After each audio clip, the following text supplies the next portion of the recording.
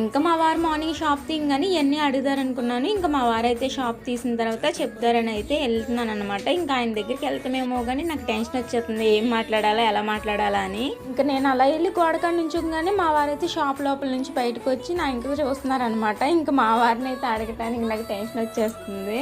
అప్పుడులో కాబట్టి 2 మాటలు మాట్లాడితే కూడా భయపడిపోయేదాన్ని. అదే ఇప్పుడైతే కనుక ఏదైనా చెప్తే మా వారు మర్చిపోయేస్తే ఇప్పుడే కదా ఫోన్ చేసి చెప్పాను, ఈ లోపలనే మర్చిపోయావు అని చెప్పేసి పెద్ద నోరేసుకుని అరిసేస్తానమాట. ఇంకా మా మధ్యన ఈ మౌన రథంతో కొన్ని గొడవలే వచ్చాయి అనమాట అప్పుడులో.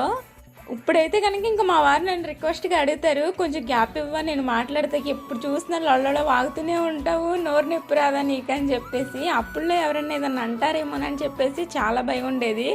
ఇప్పుడు మా ఆయనే, మా పిల్లలే, నా ఫ్యామిలీయే కాబట్టి ఎన్ని మాట్లాడుకున్నా ఎంత మాట్లాడినా సరే ఏం కాదన్నట్టు మాట్లాడేస్తాం అనమాట. ఇంకా మా వారి దగ్గరికి వెళ్ళిన తర్వాత ధైర్యం చేసుకొని అయితే అడిగేశాను అనమాట. ఇంకా నా గురించి మీకు అన్నీ తెలుసా, నాకు అమ్మ నాన్న కూడా లేదు, పైగా చదువుకోలేదు, నేను మాది వేరే క్యాస్ట్ కూడాను, అసలుకి మీకు ఇవన్నీ తెలుసా అని అయితే అడిగాను.